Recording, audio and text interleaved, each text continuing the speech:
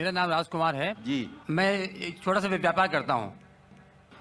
میں نے کئی بار قرآن پڑھی ہے تو اس میں جس آیت کا آپ نے ذکر کیا ہے اس میں آپ نے آدھی آیت ذکر کیا ہے التوبہ کی 5ویں آیت, جس میں لکھا ہے کہ جو غیر مسلمان کو مارو ساتھ میں گھات لگا مارو اور جب تک وہ نماز قائم کریں زکوٰۃ دیں تب ان کو چھوڑ دو, ارتھات مسلمان بن جائیں تب چھوڑ دو. اور دوسری بات یہ تھی کہ 6551 کی نمبر اس میں ہے, اس میں لکھا ہے کہ اے مسلمانوں تم عیسائیوں یہودیوں کو اپنا دوست مت بناؤ, اگر جو دوست بنائے گا وہ ان میں سے ہو جائے گا. یہ بات انسانیت کے خلاف میں محسوس کرتا ہوں. بھائی صاحب نے سوال کیا کہ میں نے جو آیت کوٹ کی سورہ توبہ سورہ نمبر 9 آیت نمبر 5 کی, وہ آدھی آیت کوٹ کی. اس میں لکھا ہوا ہے کہ انہیں جب چھوڑ دو جب وہ نماز قائم کرے اور زکوٰۃ دے. یہ بھی جو بھائی صاحب کہہ رہے پوری آیت کا میں حوالہ دیتا ہوں. اگر آپ پوری آیت پڑھیں گے تو آپ کو صحیح پس منظر ملے گا. جیسے میں نے کہا تھا میری تقریر میں, حوالہ تو دیا. آیت نمبر 5 میں لکھا ہے سورہ توبہ سورہ نمبر 9 میں کہ اللہ سبحانہ و تعالیٰ مشرکین مکہ کو 4 مہینے کا وقت دیتے سدھرنے کا, ورنہ اعلان جنگ. اور جنگ کے میدان میں لکھا ہوا ہے کہ جہاں بھی آپ مشرکوں کو پائیں گے ان کا قتل کرو. Wait for them in every stratagem of war, ان کا انتظار کرو اور میدان جنگ میں ان کا قتل کرو. لیکن اگر وہ ریپینٹ کرے, مطلب معافی مانگے, کئی وجہ ہے. اگر وہ معافی مانگے, نماز پڑھے اور زکوٰۃ دے تو چھوڑ سکتے ہیں. مطلب وہ اسلام کو قبول کرے, یا وہ صرف امن چاہتے ہیں. تو کئی آپشنز دیے گئے ہیں. ایک آپشن ہے کہ اگر وہ ریپینٹ کرے, معافی مانگے, اسلام کو قبول کرے تو بھی چھوڑ دیجئے, یا وہ امن چاہتے ہیں اور اسلام قبول نہیں بھی کرے تو بھی چھوڑ دو. آگے آیت میں لکھا, آیت نمبر 6 میں, آیت نمبر 6 بھی اس کے ساتھ ہے نا, کہ اگر وہ امن چاہتے ہیں تو ان کو حفاظت سے ایسی جگہ پر لے جاؤ جا کے وہ محفوظ ہے. تو بہت سے آپشنز دیے گئے ہیں. لیکن اگر وہ آپ سے جھگڑا کرنا چاہتے ہیں میدان جنگ میں تو ان کا قتل کرو. اگر جھگڑا کرنا چاہتے تو قتل کرو, اگر جھگڑا کرنا نہیں چاہتے ہیں, بولتے امن چاہتے تو چھوڑ دو, اگر وہ معافی مانگتے اسلام قبول کرتے پھر بھی چھوڑ دو. تو کئی آپشن دیے گئے ہیں. یہ کہنا غلط ہے کہ وہ اسلام قبول کرے تو ہی چھوڑو. کئی آیتیں آپ کو کانٹیکسٹ میں پڑھنا چاہیے. پھر سے آپ صرف ایک پارٹ آف دا ورس نکالیں گے اور کوٹ کریں گے, لوگ کو پھر سے غلط فہمی ہوتی ہے. تو یہ صحیح جواب ہے کہ بہت سے آپشن دیے گئے ہیں. اور کئی جگہ سورہ انفال میں بھی لکھا ہے کہ اگر وہ امن چاہتے ہیں تو امن بہتر ہے. اس میں یہ نہیں لکھا ہے کہ اسلام قبول کرنا ان کے لیے ضروری ہے. کر سکتے ہیں اگر وہ اسلام کو پسند کرتے ہیں.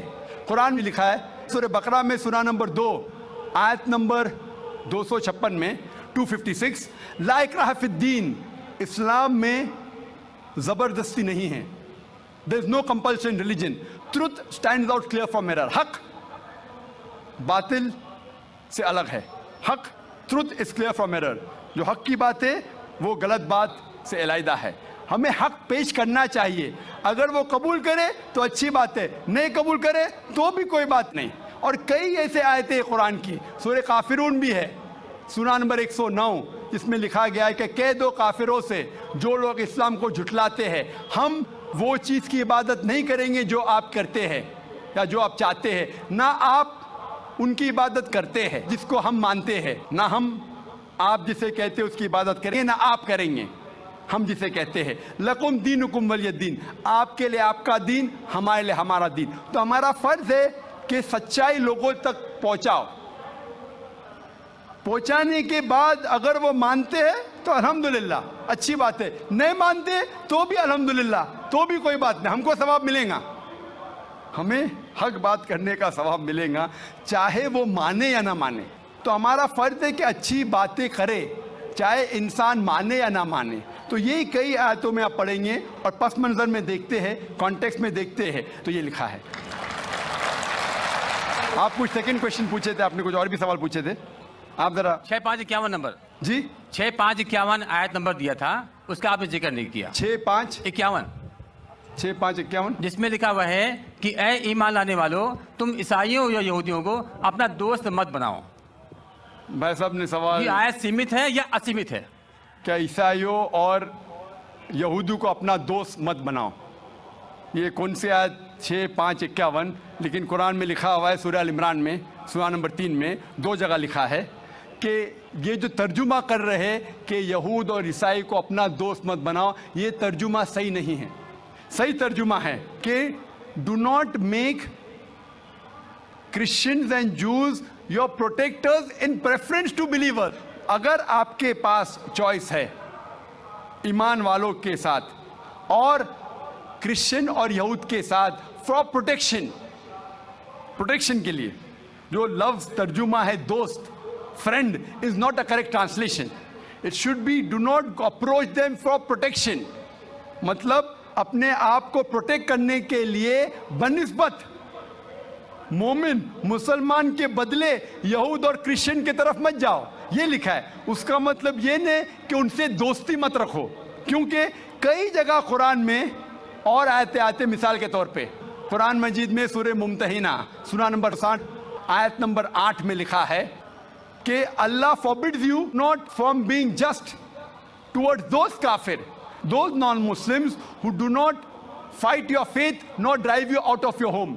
अल्लाह सुब्हाना व तआला आपको जस्ट रहने से मना नहीं करता उन गैर मुसलमानों के साथ जो आपके मज़हब के खिलाफ लड़ते नहीं और आपको अपने घर के बाहर निकालते नहीं। और उसके आगे लिखा है, लेकिन जो गैर मुस्लिम, जो काफिर आपको आपके मज़हब के लिए लड़ते हैं, आपको अपने घर से निकालते हैं, तो उनके पास मत जाओ प्रोटेक्शन के लिए, हिफाजत के लिए।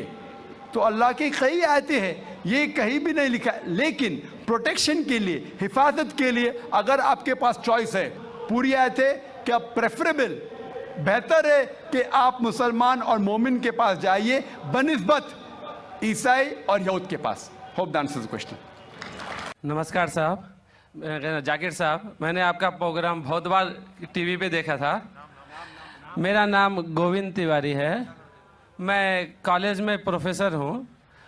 मैं जिस एरिया में रहता हूँ उस एरिया के आसपास कई मुस्लिम ऑर्गेनाइजेशन अपने स्कूल चलाते हैं, और उस स्कूल में स्टार्टिंग में जब प्रेयर होता है वहाँ पर न ही वंदे मातरम गाया जाता है। जब मैंने उनके प्रिंसिपल से पूछा कि आप ऐसा क्यों करते हो, आप वंदे मातरम भी नहीं गाते हो स्कूल में, तो कहते हैं वंदे मातरम में हिंदू है। और उनकी स्कूल में, कई स्कूलों में हिंदी भाषा ही नहीं है, हिंदी ही नहीं पढ़ाया जाता है। और उनके कहा ना देशभक्ति की कुछ भी पढ़ाने के लिए वे कतराते हैं। देशभक्ति के लिए आपके मजहब में किस तरह से डिफाइन किया गया है, ये ज़रा मुझे बताएंगे। भाई साहब ने एक सवाल पूछा है कि वो कई बार मेरे प्रोग्राम सुनते हैं टेलीविज़न पे, और कहा है कि एक इलाका है जहाँ कई मुसलमान स्कूल है, लेकिन वहाँ वंदे मातरम नहीं पढ़ाया जाता है, हिंदी नहीं पढ़ाया जाता है, क्या सही है? और आपके मज़हब में, इस्लाम में देशभक्ति के बारे में क्या कहा गया है? पहला सवाल कि मुस्लिम स्कूल में वंदे मातरम क्यों नहीं कहा जाता। हमें ये देखना चाहिए कि कोई भी गाना या कोई भी चीज़ आप कहते हैं उसकी मानी क्या है। आप जब वंदे मातरम पढ़ते हैं उसकी मानी है कि हम सिजदा करते हैं इस देश जो हमारी माता है, ऐसे कहा जाता है, और हम इसकी पूजा करते हैं। ये हमारे लिए शिर्क है, शिर्क है इस्लाम में, और गलत है हिंदुइज्म में भी। हिंदुइज्म में भी आपको इबादत सिर्फ करना चाहिए एक खुदा की, धरती की नहीं। तो हिंदुइज्म में भी गलत है, क्रिश्चियनिटी में भी गलत है, इस्लाम में ही गलत है। लेकिन आम हिंदू अपने मज़हब को नहीं जानते, अपनी मजहबी किताबें नहीं पढ़े हैं, इसीलिए कोई भी आप गाना गाते हैं अगर उसके मानी खुदा के खिलाफ है, अल्लाह सुब्हाना व तआला के खिलाफ है, भगवान के खिलाफ है, तो ऐसा गाना गाना गलत है। आपने मुझे शुरुआत में नमस्ते कहा, नमस्ते, नमस्ते के क्या मानी है भाई साहब, आप बोल सकते हैं? नहीं पता। क्या मानिए? माइक्रोफोन ऑन कीजिए जरा भाई साहब का। नमस्ते मतलब? मैं सर झुका के मैं आपको नमन करता हूँ। हाँ, सर झुका के आप मुझे नमन करता हूँ। नमन करता हूं। सर झुका के मुझे नमन करना शिर्क है, हराम है, प्रोहिबिटेड है। आप मेरे सामने भी सर नहीं झुका सकते, चाहे आप मुझसे मोहब्बत करते हैं, चाहे आप मेरी इज्जत करते हैं, फिर भी आप मेरे सामने सर नहीं झुका सकते। सर झुकाना चाहिए तो सिर्फ खुदा के सामने, अल्लाह के सामने, और मैं खुदा नहीं हूं। आप जानते हैं, आप मेरी इज्जत कर सकते हैं, मेरी बात जो मैं कहता हूं उसके ऊपर अमल कर सकते हैं, लेकिन आप मेरे सामने सर नहीं झुका सकते। इसीलिए मैं जवाब में आपको कहूंगा अस्सलाम वालेकुम, आप पे सलामती हो, आप पे सलामती हो। आप समझे ना? मैं आपके सामने झुक नहीं सकता हूं। ये सिर झुकेगा तो सिर्फ अल्लाह के सामने, सिर्फ खुदा के सामने। तो आपने बड़प्पन में मुझे कहा, लेकिन अगर गलत चीज कहा तो मैं वापस से जवाब नहीं दे सकता हूं, क्योंकि मैं जानता हूं जो लोग नहीं जानते वो ऐसे हरकत कर सकते हैं। मिसाल के तौर पे 1 महीना पहले मैं जब बॉम्बे एयरपोर्ट पे था तो एक औरत, हिंदू खातून, मुझे पूछी कि आप डॉक्टर जाकिर नाइक है? Are you doctor Zakir Naik? मैंने कहा जी हाँ। ओ, मैं आपका रोज प्रोग्राम देखती हूँ, मैं दुबई से 25 साल के बाद बम्बई में आ रही हूँ, 25 साल के बाद हिंदुस्तान में आ रही हूँ। उसके सिर पे टीका था, हिंदू औरत थी, बोलती मैं आपके प्रोग्राम देखती हूँ और बहुत अल्हम्दुलिल्लाह तारीफ करने लगी। सारी तारीफ अल्लाह की है, मैं कुछ भी नहीं हूँ। और फिर कहने लगी कि मैं तुम्हारे पैर छूना चाहती हूँ। मैंने कहा कि ये गलत है, शिर्क है। तो बोले क्यों? वही जवाब मैंने दिया, आप जो भी कहो मैं आपकी बात मानूंगी।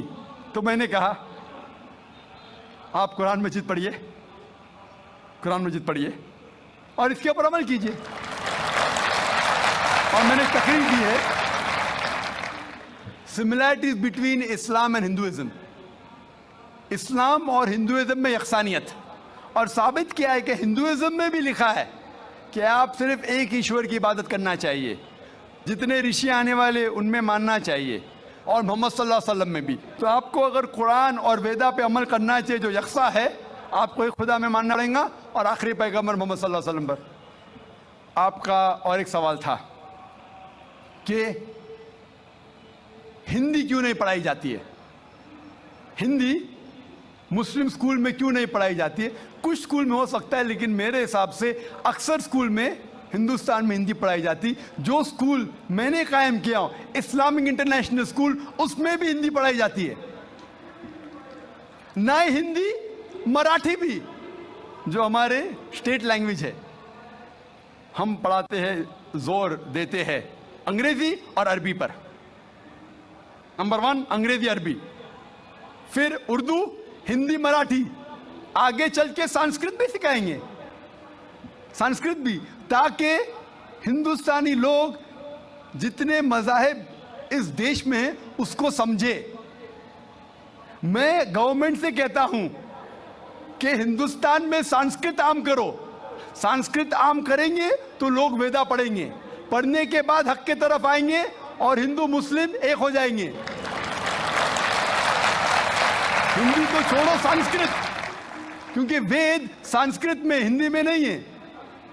हिंदू की जबान है संस्कृत। और मैंने तकरीर की है हिंदुइज्म और इस्लाम में यकसानियत, लेकिन आम हिंदू अपनी मजहबी किताब पढ़ा ही नहीं तो क्या जानेगा। तो मैं संस्कृत कोट करता हूँ, फिर तर्जुमा करता हूँ और कहता हूँ कि आपको अगर लगता है कि मैं कुछ गलत कह रहा हूँ, रेफरेंसेस देता हूँ मैं। आपका आखिरी सवाल था कि इस्लाम में देशभक्ति के बारे में क्या कहा गया है। इस्लाम में कहा गया है कि सबसे पहले जो हमें बात मानना चाहिए वो हमारे खालिक की, बनाने वाले की, खुदा की, अल्लाह की, सबसे पहले। अगर अल्लाह की बात से कोई दूसरी बात टकराती है तो उसे छोड़ देना चाहिए। जहां तक कि मैं हिंदुस्तानी हूं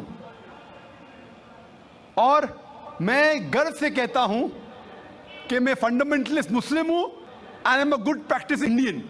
फंडामेंटलिस्ट, बुनियाद परस्त मुस्लिम भी हूं और अच्छा हिंदुस्तानी भी हूं। मैं हिंदुस्तान के कॉन्स्टिट्यूशन को जानता हूं। हिंदुस्तान के कॉन्स्टिट्यूशन में एक भी चीज फर्ज नहीं है جو اسلام میں حرام ہیں، اور ایسی کوئی بھی چیز نہیں ہے جو ہمیں مجبور کرتی ہے جو اسلام میں حرام ہے.